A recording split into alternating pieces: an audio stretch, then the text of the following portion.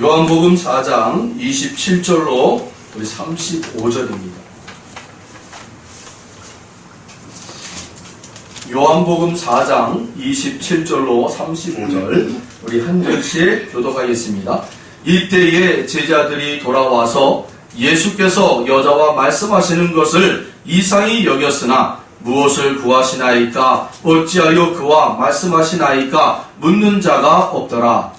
여자가 물고기를 버려두고 동네로 들어가서 사람들에게 이르되 내가 행한 모든 일을 내게 말한 사람을 와서 보라. 이는 그리스도가 아니냐 하니 그들이 동네에서 나와 예수께로 오더라. 그 사이에 제자들이 청하여 이르되 랍비여 잡수소서. 이르시되 내게는 너희가 알지 못하는 먹을 양식이 있느니라. 제자들이 서로 말하되 누가 잡수실 것을 갖다 드렸는가 하니 예수께서 이르시되 나의 양식은 나를 보내신 이의 뜻을 행하여 그의 일을 온전히 이루는 것이니라. 우리 35절 같이 읽겠습니다. 너희는 넉 달이 지나야 추수할 때가 이르겠다 하지 아니하느냐. 그러나 나는 너희에게 이르노니 너희 눈을 들어 밭을 보라. 휘어져 추수하게 되었도다. 아멘. 네, 믿음의 눈을 들어라는 말씀입니다. 오늘 이 말씀을 통해서 우리 사랑하는 성도님들이 어떤 믿음의 눈을 들어서 보아야 할지를 여러분들이 생각하시는 이 시간이 되도록 그렇게 성령님이 인도하시고, 그래서 여러분들이 그 믿음의 눈을 들어서 본 그 자리에서 하나님의 선한 손길이 함께 하심으로 합력하여 선을 이루는 저와 여러분의 삶이 되길 바랍니다. 아멘. 어느 마을에 교장 선생님이 계셨습니다.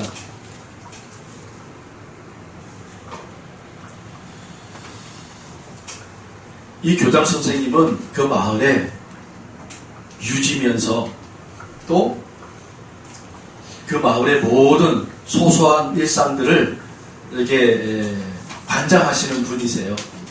그래서 동네 사람들은 그 마을에 있는 교장 선생님에게 의지를 하는 아주 그러한 능력 있고 리더가 있는 그러한 교장 선생님이세요. 그런데 그 마을에 어느 서울에 있는 작은 젊은 목사님 한 분이 오셨어요. 부임을 해서 오신 것이죠. 시골 교회. 이분이 열심히 전도했지만 전도가 안 되는 거예요. 그래서 고민하다가 기도하는 가운데 하나님이 지혜를 주셔서 그 마을에 있는 교장 선생님에게 전도하면, 그 한 분이 전도되어서 돌아오면 그 마을 사람들이 다 전도의 열매가 맺어질 것이다. 그런 마음이 든 거예요. 그래서 그때부터 이 젊은 전도사가 열심히 교장 선생님에게 잘 보이려고 했어요. 서울에 갔다가 오면 꼭 잊지 않고 선물 하나씩을 꼭 준비해서 그 교장 선생님한테 찾아가서, 선생님 제가 이러이러해서 서울을 갔다가 오는데 이게 꼭 선생님에게 필요한 것 같아서 이거 하나 사왔다. 선물해주고, 또 어디 가면 또 선물해주고, 또 선물해주고, 계속 끊임없이 교장 선생님에게 선물을 갖다 준 거예요. 그러던 어느 날 교장 선생님이 이 전도사님을 부르십니다. 전도사님, 오늘은 제가 전도사님에게 한 말씀 올리고자 합니다. 이 질문에 대해서 답을 하시면 제가 다음 주부터 꼭 교회 나가도록 하겠습니다. 그리고 제가 책임지고 마을 사람들을 다 교회에 출석시키겠습니다. 두근두근거리죠. 이제 됐다. 그런데 이제 하나의 고비가 있잖아요. 이 교장 선생님의 질문에 답을 해야 되는 거예요. 도대체 이 질문이 어떤 내용인가? 전도사님, 제가 인생을 살다 보니까 참 별일이 많이 있었어요. 그런데 제가 참 의아스러운 게 하나 있어요. 그게 뭐냐면 하늘에서 이 벼락 치잖아요. 벼락. 번개를 치잖아요. 이 벼락 칠 때마다 마을에 이 고목나무들 있잖아요. 큰 나무들. 큰 나무들의 이 벼락을 맞는 것을 제가 봅니다. 아니, 맞아야 할 놈들은 안 맞고 엉뚱한 이 나무들만 맞아가지고 불에 타서 갈라지고 그렇게 모습을 제가 보더라는 거예요. 아니, 세상에 아니 이 벼락 맞을 놈들이 얼마나 많습니까?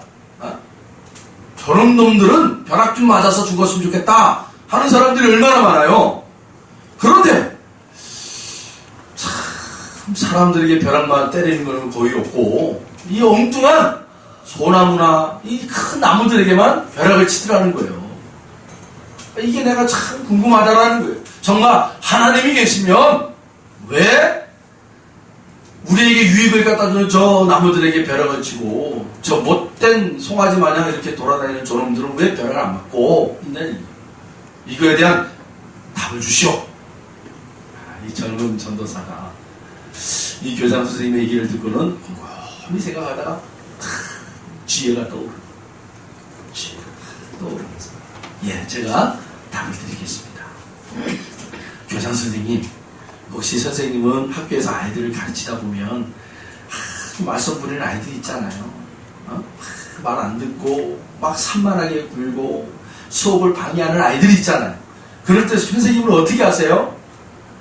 그 가지고 있는 몽둥이 가지고 칠판을 탁탁 치면서 저요! 그러지 않습니까? 맞아요. 그렇게 합니다. 교장 선생님 그렇게 하시는 이유가 뭐예요? 경고를 주기 위함이잖아요. 학생들한테.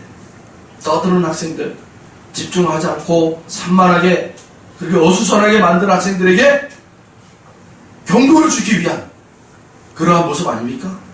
맞습니다. 선생님, 하나님은 우리 사람을 사랑하세요. 너무나 사랑하세요. 그래서 경고를 주시는 거예요. 벼락을 치는데 저 나무에게 떨어지게 하셔서 그걸 보는 모든 신병들마다 경고심, 하나님의 경고. 돌이켜라. 여러분 어떠세요? 이 이야기를 들은 교장 선생님이 맞습니다. 그리고 여러분 교회에 출석해서 또 많은 마을 사람들도 전도하세요. 이렇게 그 마을 교회에 아주 큰 생명의 잔치가 일어났다는 것입니다. 할렐루야. 요즘 교회가 참 어렵다 그렇게 얘기들 많이 합니다. 그런데 여러분, 교회가 어려울 때, 교회가 위기라고 얘기할 때 오히려 여러분 위기 때 희망을 볼 줄 알아야 돼요. 아멘. 어려울 때 여러분 희망을 볼 줄 알아요. 우리는 그래서 위기라고 얘기하는 이 시점에 여러분 믿음의 자녀들을 잘 키워서 다음 세대에 그렇게 하나님의 원하시고 기뻐하시는 그 믿음의 자녀들로 만들어내는 것이 바로 우리의 사명인 줄로 믿으시기 바랍니다. 저는 오늘 이 믿음의 눈을 들어라 라는 이 주제를 통해서 저는 성경에서 세 사람의 인물을 통해 오늘 말씀을 함께 나누고자 합니다. 첫 번째, 우리의 눈을 들자. 그 인물 중에 대표적인 사람이 누구냐? 바로 다윗입니다. 다윗. 사무엘상 17장으로 한번 가보겠습니다. 사무엘상 17장.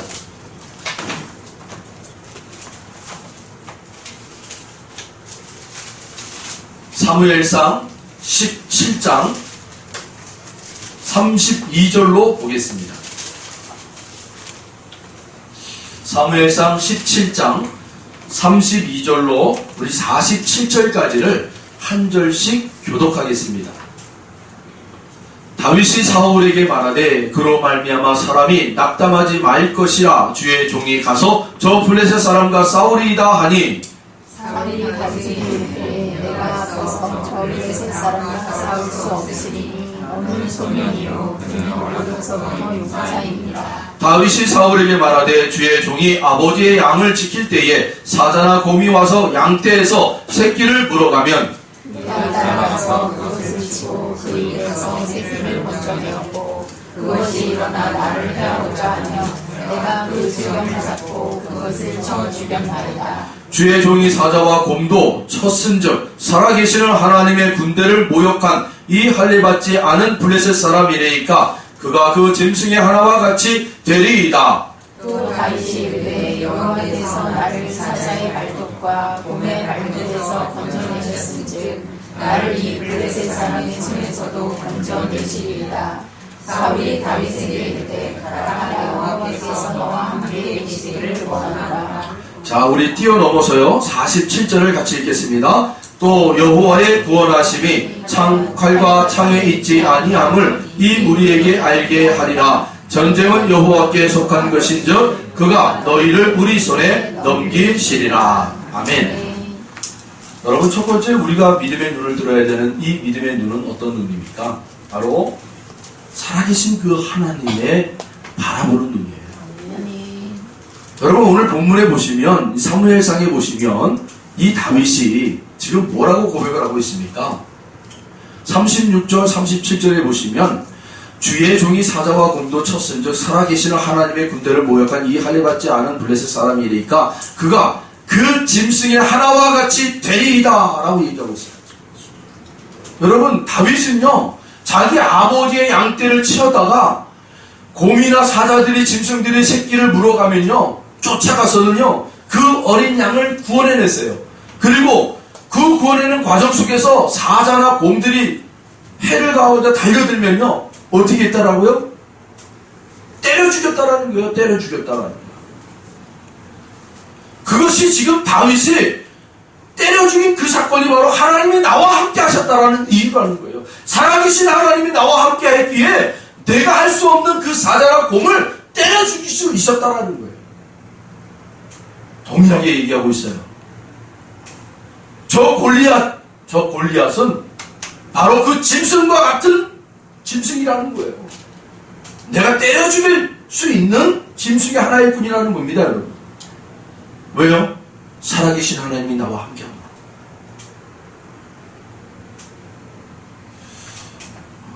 이 다윗이 보고 있는 이 눈, 이 믿음의 눈. 다윗은요, 살아계신 하나님을 보았다는 거예요. 아멘. 여러분, 우리가 살아계신 그 하나님을 보는 눈을 가지고 세상을 향해 걸어갈 때 여러분, 그 살아계신 그 하나님이 동일하게 우리에게 살아 역사하실 줄로 믿으시길 바랍니다. 아멘. 여러분을 붙잡고 있는 것이 무엇입니까? 여러분을 붙잡고 있는 게 뭐예요? 그 살아계신 하나님을 의심하게 하는 그 세력이 무엇이에요? 오늘 이 시간 그 살아계신 하나님의 그 의심을 하게 하는 모든 세력 앞에 믿음의 눈을 뜨시길 바랍니다. 아멘. 그리고 그 살아계신 하나님이 나와 함께함으로 그 살아계신 하나님을 의심케 하는 모든 세력을 무너뜨리는 그 현장의 증인들이 되시길 바랍니다. 반드시 그 믿음의 눈을 들어 살아계신 하나님을 바라보는 그 신령들 앞에 하나님이 하나님 되심을 드러내게 하실 거예요. 아멘. 두 번째는요, 바로 예수님의 눈입니다. 예수님의 눈.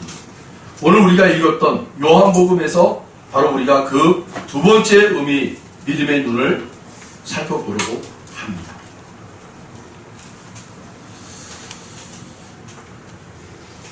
예수님의 눈은요, 오늘 본문에 보듯이요, 뭐라고 말씀하고 있습니까? 여러분, 우리 마지막 35절을 한번 보실까요? 마지막 35절을 우리 같이 한번 읽어보도록 하겠습니다. 너희는 넉 달이 지나야 추수할 때가 이르겠다 하지 아니하느냐? 그러나 나는 너희에게 이르노니 너희 눈을 들어 밭을 보라. 희어져 추수하게 되었도다. 아멘.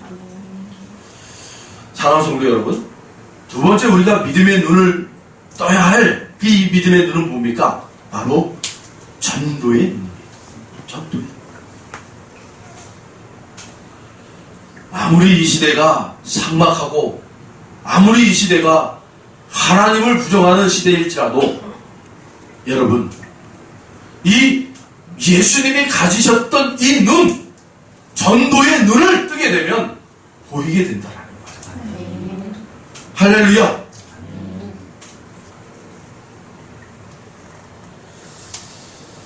마태복음 9장 35절로 36절에 보시면 전도의 대상을 보는 눈을 어떻게 열어주시는가? 예수께서 모든 도시와 마을에 두루 다니사 그들의 회당에서 가르치시며 천국 복음을 전파하시며 모든 병과 모든 약한 것을 고치시니라. 무리를 보시고 불쌍히 여기시니 이는 그들이 목자 없는 양과 같이 고생하며 기진함이라.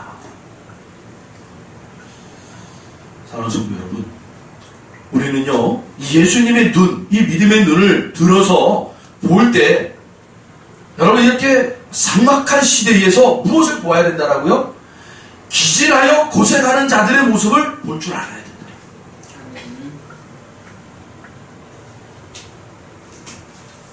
이 우리가 전도해야 될 대상자들의 그 모습들을 우리가 볼 줄 알아야 돼요. 정말 저들이 정말 고생하고 있고 기진하는 저 모습이 정말 생활 가운데 힘든 가운데 그런 문제 때문에 힘든 게 아니라 여러분 그 문제 속에 정말 그들의 심령 가운데 더 힘든 게 있더라고요. 우리는 겉모습을 보는 게 아니라 여러분 그들 안에 있는 숨겨져 있는 모습을 보아야 한다는 거예요. 그렇다면 그 전도의 눈, 대상자들을 볼 수 있는 눈이 띄어 있는 사람들은 여러분 두 번째 전도의 대상, 그 대상자들에게 어떻게 전도를 해야 할까 한다? 그 방법의 눈이 띄어져야 돼요. 방법의 눈. 그 방법의 눈은 여러분 함께 살펴볼까요? 누가복음 14장으로 갑니다. 누가복음 14장 15절로 24절입니다. 누가복음 14장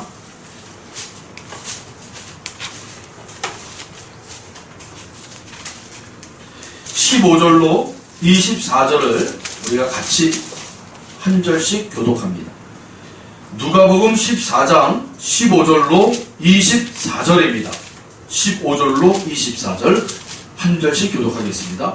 함께 먹는 사람 중에 하나가 이 말을 듣고 이르되 무릇 하나님의 나라에서 떡을 먹는 자는 복되도다 하니 이르시되 어떤 사람이 큰 잔치를 베풀고 많은 사람을 청하였더니 잔치할 시각에 그 청하였던 자들에게 종을 보내어 이르되 오소서 모든 것이 준비되었나이다 하매 잔치하게 사양하여 한 사람은 이르되 나는 밭을 샀음에 아무래도 나가 보아야 하겠으니 청컨대 나를 양해하도록 하라 하고 또 한 사람은 이르되 나는 소 5겨리를 샀음에 시험하러 가니 청컨대 나를 양해하도록 하라 하고 또 한 사람은 이르되 나는 장가 들었으니 그러므로 가지 못하겠노라 하는지라. 종이 돌아와 주인에게 그대로 고하니 이에 집주인이 노하여 그 종에게 이르되 빨리 시내의 거리와 골목으로 나가서 가난한 자들과 몸 불편한 자들과 맹인들과 저는 자들을 데려오라 하니라.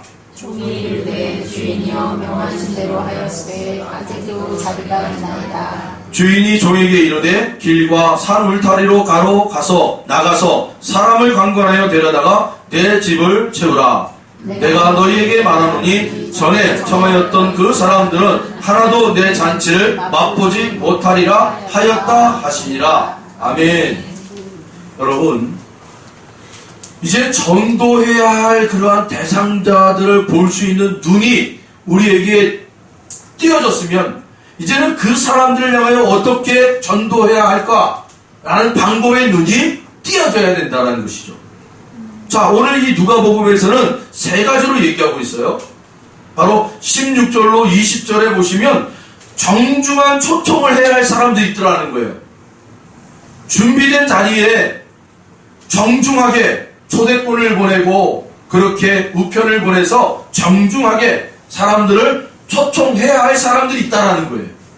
그렇다면 여러분 두 번째는 뭡니까? 21절 21절에 보시면 종이 돌아와 주인에게 그대로 구하니 이에 집주인이 노하여 그 종에게 이르되 빨리 시내의 거리와 골목으로 나가서 가난한 자들과 몸 불편한 자들과 맹인들과 저는 자들을 데려오라 하니라. 시내와 거리와 골목에 가서 데리고 와야 할 사람들이 있다라는 거예요.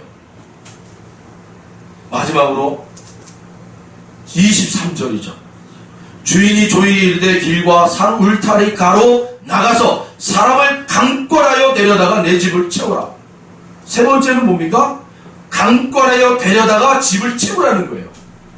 여러분, 전도의 방법은 세 가지 방법이 있어요.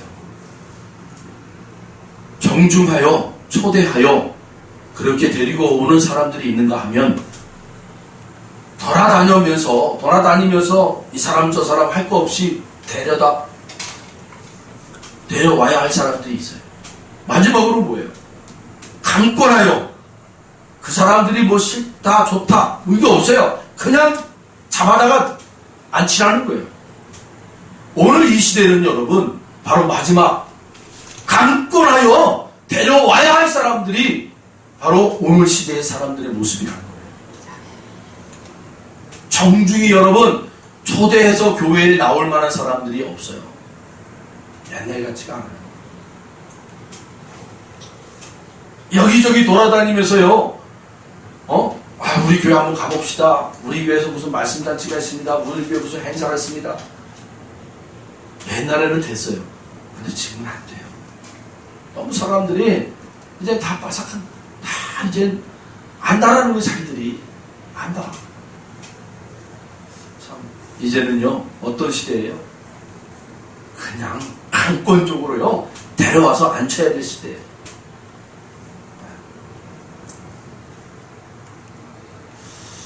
그런데 여러분, 이 강권적으로 데려와서 앉혀야 되는 이 세대에서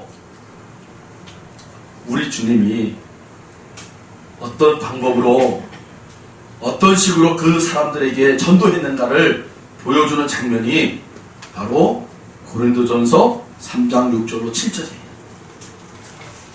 나는 심었고 아볼로는 물을 주었으되 오직 하나님께서 자라나게 하셨나니 그런즉 심는 이나 물 주는 이는 아무것도 아니로되 오직 자라나게 하시는 이는 하나님 뿐이니라. 아멘. 이게 무슨 말입니까 여러분? 물 주러 열심히 가야 된다라는 거예요. 물 주러 열심히 가야 한다라는 거예요. 여러분, 앞부분에서 제가 예화를 하나 들었어요. 어느 전도사님이 교장 선생님에게 늘 선물을 갖다 줬다고 그랬잖아요. 여러분, 이게 물 주러 가는 거예요. 물 주러 가는 거예요. 여러분, 이 시대가 어떤 시대라고요? 강권적으로 사람을 데려가 앉혀야 되는 시대예요. 그만큼 이 세대가 사람들이 우리의 복음을 안 들어요. 그리고 산을 돌아다니면서 여기저기 돌아다니면서 초대해야 될 사람들이 안 들어요. 정중히 초대도 안 들을 판인데. 그런데 여러분, 이렇게 안 되는 시대지만 어떻게 하라는 거예요? 그럼에도 불구하고 끊임없이 물을 주러 가라는 거예요. 물을 주러 가라. 사랑하는 성도 여러분, 2018년도 이제 상반기가 다 끝났잖아요. 이제 하반기로 이제 달려가는 7월이 중반에 또 달려오고 있어요. 이 시점에서 우리가 다시 한번 여러분들이 전도의 대상을 여러분이 보았습니까? 저 사람은 꼭 전도해야 될 사람이구나. 여러분, 그렇게 여러분이 딱 지목했어요? 근데 이렇게도 되고 안 되고 이렇게도 되고 안 되는 사람들, 여러분 다시 어떻게 하라는 거예요? 물을 주라는 거예요. 여러분, 이 모양 저 모양으로 물을 계속적으로 지속적으로 주시길 바랍니다. 네. 전도왕으로 꼽히는 권사님들, 집사님들을 보시면요, 그분들의 간증을 한번 자세히 들여보세요. 그분들의 간증 속에는요 동일한 모습이 나와요. 아침에 일어나면 저분한테 오늘 뭘 줄까 이 생각이 먼저 나온대. 오늘 요걸 사가지고 저 사람에게 찾아가서 요걸 줘야지. 오늘은 내일은 저걸 사가지고 이 사람에게 요걸 줘야지. 늘 주려고 하는 마음이 있다는 거예요. 이게 뭐라는 거예요? 물 주러 가는 사람들의 마음이에요. 물 줘야 된다는 거예요. 강권적으로 데리고 와야 할 사람들에게도 여러분 물을 주세요. 이 산 저 산 돌아다니고 골짜기마다 돌아다니는 시장통을 돌아다니면서 만나야 할 사람들에게도 물을 주시라는 거예요. 정중히 초대할 사람들에게도 물을 주시라는 거예요. 여러분, 우리가요 그 벌 있잖아요. 벌이요 돌아다니면서 꿀을 모으잖아요. 그 꿀을 모아가지고 우리에게 여러분 그 한 숟갈에 꿀을 탁 떠가지고 우리가 탁 입에 들어가는 그 한 숟갈의 꿀 있잖아요. 이 한 숟갈의 꿀이 모아지기까지 이 벌이요 얼마나 왔다 갔다 하는 줄 아세요? 4,200번을 왔다 갔다 한대요.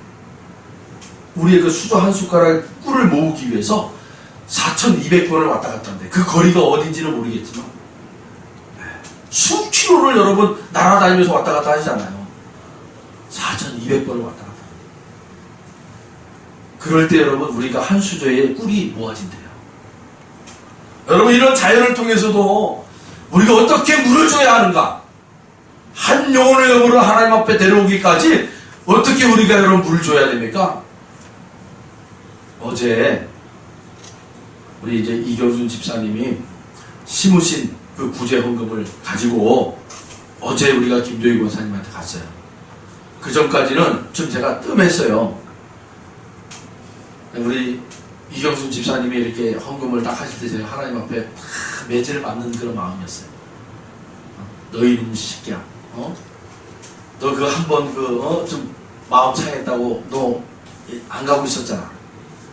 그럴 때 우리 이경수 집사님이 딱 헌금을 하시면서 이거 김조희 권사님네 신방 갈 때 좀 사용해 주세요 하고 이렇게 헌금을 하시더라고요. 그때 그 헌금이 저한테 채찍질을 하시더라고요. 너희 놈아, 그 상한 마음이 있다고 안 들렸냐? 안 찾아봤어? 죄송해요 했다가 어제 이제 비로소 찾아뵙고 인사를 드렸어요. 권사님이 엊그제 찾아뵙고 인사했는데 정신이 거의 한 80% 정도는 돌아왔어요. 정신은요. 근데 이제 오랜 기간 동안 누워 계시니까 이제 이 힘이 없어지니까 고관절이나 발목이나 뭐 이런 데 힘이 없으니까 일어나지를 활동을 못하고 있는 거예요. 아직 이제 말이 아직 안 터져가지고 말만 터지고 이제 이 식도가 이제 이렇게 씹는 것도 이런 것 기능들이 이제 살아나면 이제 금방 일어날 것 같아요. 정신은 다 일어났어요. 다 표현하세요. 목사 사모 왔다니까 너무 좋아가지고 막 우리 성도님들 기도한다고 하니까 너무 좋아가지고 권사님 기도하시죠? 기도한다고. 그리고 우리 그 찬송가 있잖아요. 제가 찬송가 이렇게 조그만 라디오 그거를 갑자기 생각이 나가지고 그 권사님 곁에다가 탁 놓고 찬송가를 계속 틀어줬어요. 그게 너무 좋은 권사님.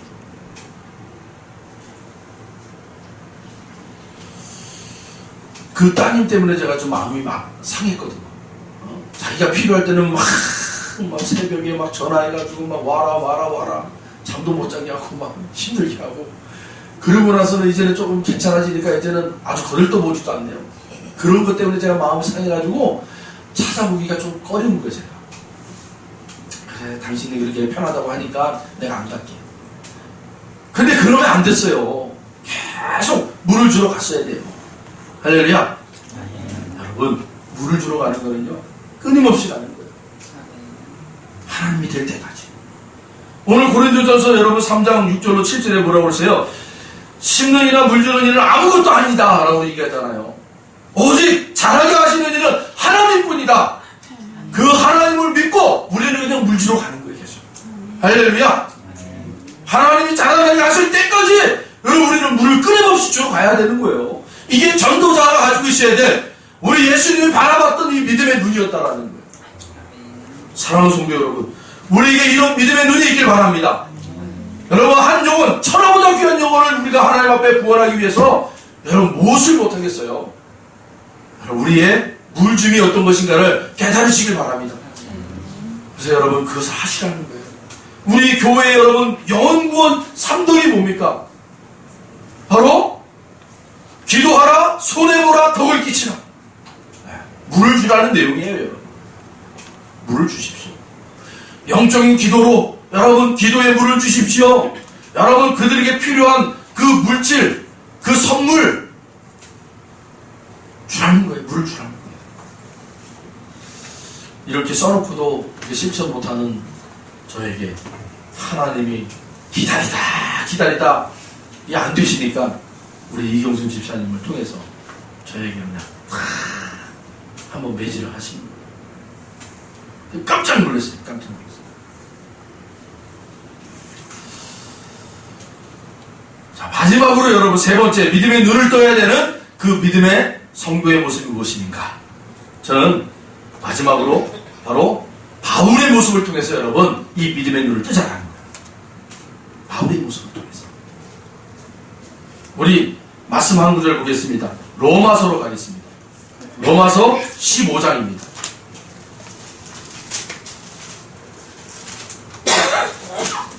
로마서 15장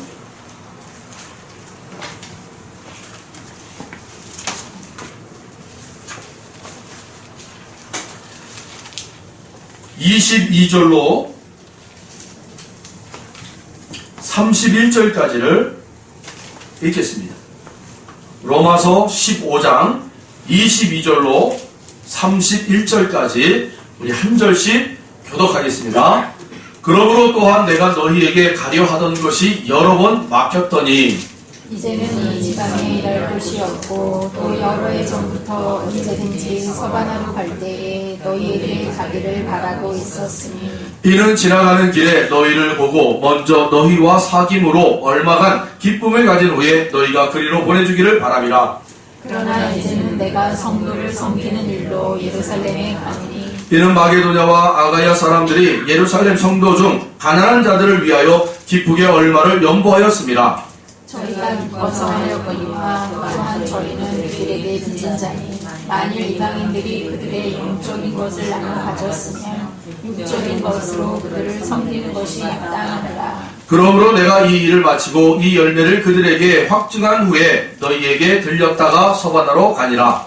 내가 너희에게 나아갈 때에 그리스도의 충만한 복을 가지고 갈 줄을 아노라. 형제들아, 내가 우리 주 예수 그리스도와 성령의 사랑으로 말미암아 너희를 권하노니 너희 기도에 나와 힘을 같이하여 나를 위하여 하나님께 빌어. 나로 유대에서 순종하지 아니하는 자들로부터 건짐을 받게 하고 또 예루살렘에 대하여 내가 섬기는 일을 성도들이 받을 만하게 하고. 아멘. 마지막으로 여러분 우리가 믿음의 눈을 어떤 눈을 떠야 되는가? 사명의 눈이라는 거예요. 사명의 눈. 할렐루야. 여러분 이 사명의 눈을 뜨셔야 돼요. 사명의 눈을. 여러분 오늘 본문에 우리가 함께 읽은 로마서 15장 22절로 24절에 보시면 바울은요 이 사명으로서의 지금 어떤 눈을 뜨고 있는가 살펴보시면 바울의 최종적 목적지가 어디였는가가 오늘 본문에 나와요. 여러분 이 로마서는요 고린도 교회에 있을 때 바로 바울이 한 60세쯤 돼가지고 이제 마지막 유언장 같은 그러한 내용이 바로 로마서입니다. 모든 사역의 마지막 부분에 이제는 마침표로 찍은 그러한 서신이 바로 로마서예요. 고린도 교회에서 바울은요 1차 전도, 2차 전도 그래서 많은 전도를 하기 위하여 여러분 사역지에 전초 기지들을 세웁니다. 그 특별히 고린도 교회에서 전초 기지를 세웠던 교회가 어디 교회냐? 안디옥 교회였단 말이에요. 이 안디옥 교회를 세움으로 말미암아 바울이 계속적으로 이 유럽 지역으로 동아시아 이 마게도니아 지역으로 여러분 교회들을 이제 이 복음을 전도하기 위해서 이 안디옥 교회를 중심으로 전도의 전초 기지를 만들어서 그렇게 사역을 했단 말이에요. 그런데 오늘 이 우리가 읽은 로마서 15장 22절 23절에 보시면 그러므로 또한 내가 너희에게 가려다 하는 것이 여러 번 막혔더니 이제는 이 지방에 일할 곳이 없고 라고 되어 있잖아요. 이 지방에서 내가 일할 곳이 없다. 이것은 뭐예요? 이제 내가 고린도라는 그 지역에서 안디옥 교회를 복음을 전하는 전초 기지를 만들었다라는 거예요. 안디옥 교회를, 다시 말하면 안디옥 교회 성도들에게 어떻게 훈련시켰다라는 거예요. 전도할 수 있는 그런 사람들로, 성도들로, 교회들로 성장시켜놨다라는 거예요, 여러분. 그래서 그 안디옥 교회가, 야, 이제는 우리 스스로가 우리 집사님을 이제는 저 다른 지역에 우리가 전도사로, 선교사로 파송합시다. 거기에 필요한 물질을 우리가 어떻게 대입시다. 이게 이제 자생적으로 안디옥 교회가 일어나기 시작했다라는 거예요.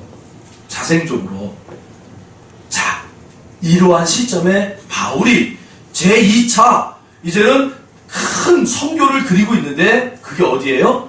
그 당시에 주님이 말씀하셨던 땅끝에 가서 내 이름을 증거하였잖아요. 그래서 이 바울에게는 그 당시에 땅끝이 어디예요? 서바나였단 말이에요. 서바나.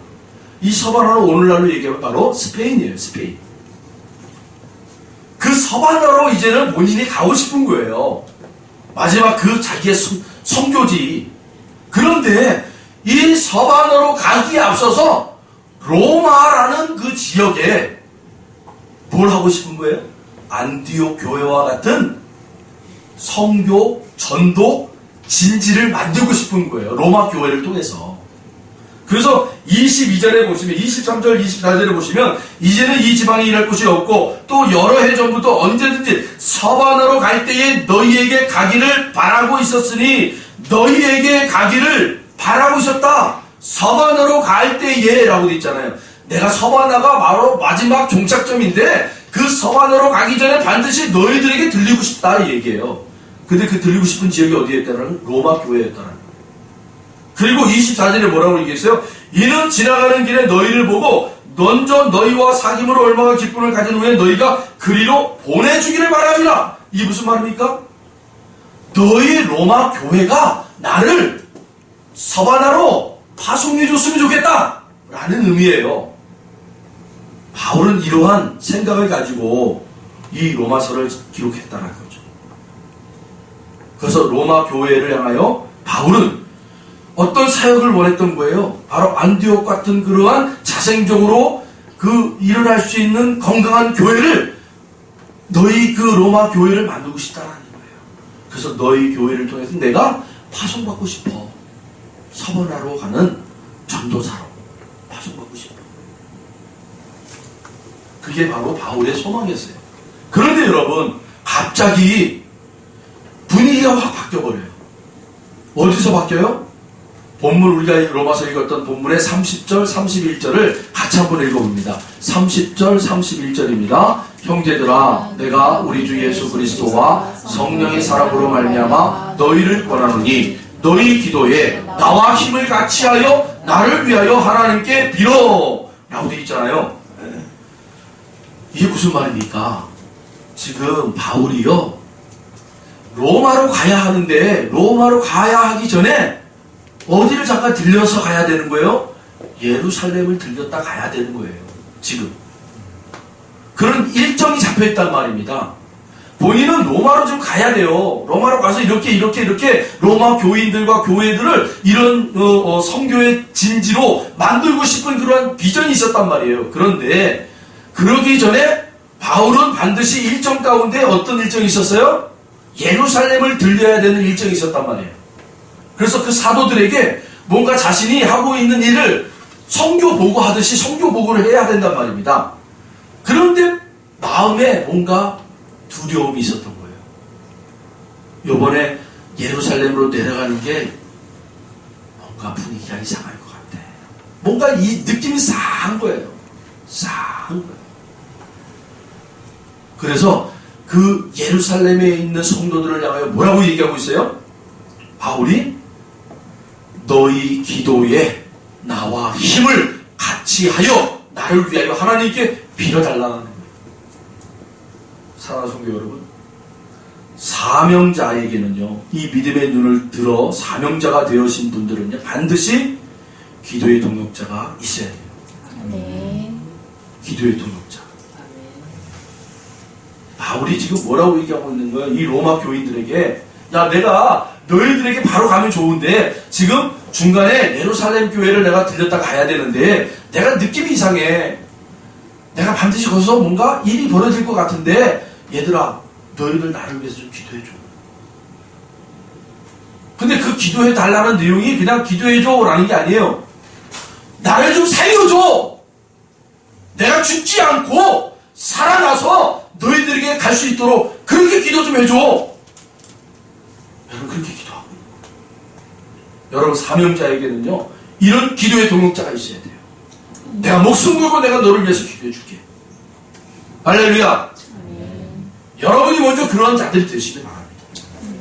그 사명자들이 누구인지는 모르겠지만 여러분 주변에 그 사명자들을 위해 목숨 걸고 기도할 수 있는 사람이 되게 해달라고 하나님 앞에 먼저 여러분 그렇게 나가세요. 반드시 필요합니다.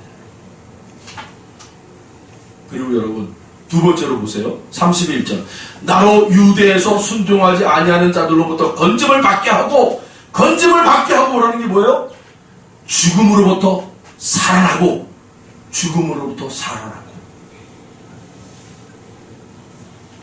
지금 바울에게는 예루살렘을 가는 것이요 그냥 성교 보고하러 가는 게 아니에요. 지금 뭔가 분위기가 싸하다라는 거예요. 내가 이번에 갔다가는 잘못했다면 죽겠구나. 징조가 보이는 거예요. 그럼에도 불구하고 여러분의 마지막 믿음의 눈을 든 이 사명자의 눈은요 그럼에도 불구하고 간다라는 거예요. 가는 거예요. 내가 조금 해롭게 된다 할지라도 내가 고난을 받는다 할지라도 그 일이 하나님에게 영광이 된다면 가는 거예요. 이 믿음의 눈을 뜨는 거예요. 내가 여러분 조금 손해본다 할지라도 교회가 살아난다면 가는 거예요. 교회가 찢어지든 교회가 망가지든 교회가 상처를 입든 상관없어 내 주장이 세워져야 돼. 여러분 그건 아니에요. 그건 사명자들의 눈이 아니에요. 오늘 이 시대에 교회들이 왜 이렇게 찢어지고 갈라지고 아픕니까? 이 사명자의 눈이 없기 때문에. 저는 그렇게 진단할 수밖에 없어요. 사명자의 눈은요 내가 저 지역에 들어간다 할지라도 그렇게 잡혀서 내가 죽는다 할지라도 내가 험한 일을 당한다 할지라도 가는 거예요. 하나님의 영광을 위해서. 그런데 그때 누가 필요한 거예요? 나를 위해서 죽음까지도 불쌍할 중보자들을 세우는 거예요. 나를 위해서 기도했다는 거예요. 그래서 내가 만약에 해를 당하다 할지라도 죽음만을 명쾌해달라. 죽음만을 명쾌해서 반드시 너희들에게 갔으면 좋겠다라는 거예요. 여러분 그래서 바울이 어떻게 가나요? 죄수의 몸으로 끌려가잖아요. 그래서 꽁꽁 사슬에 묶여가지고 죄인으로 로마까지 가잖아요. 그렇게 가는 거예요, 여러분. 그래서 하나님의 뜻이 이루어지는 거예요. 이 사명자의 눈을 뜨기가 참 어려워요. 그러나 반드시 우리 모두 성도들은 이 사명자의 눈을 뜨셔야 돼요.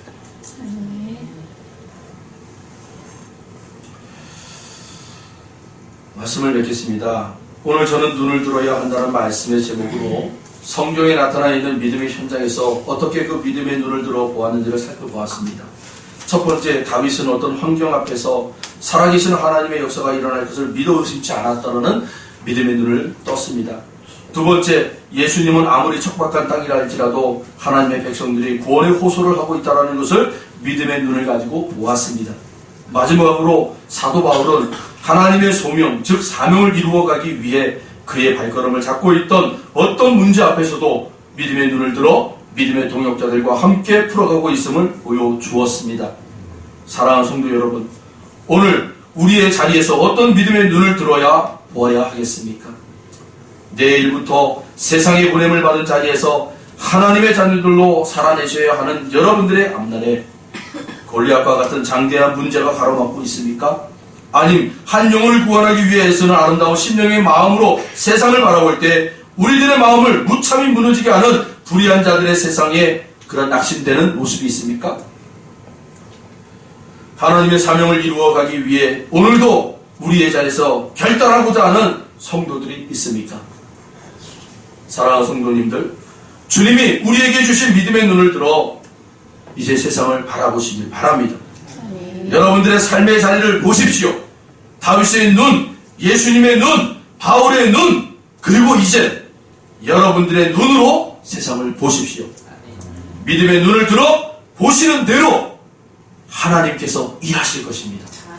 다윗과 함께했던 그 하나님, 주님과 함께했던 그 하나님, 바울과 함께했던 그 하나님이 오늘 저와 여러분의 그 눈을 통해 바라보고 있는 그 자리에 영원토록 함께 하실 것입니다. 기도하겠습니다.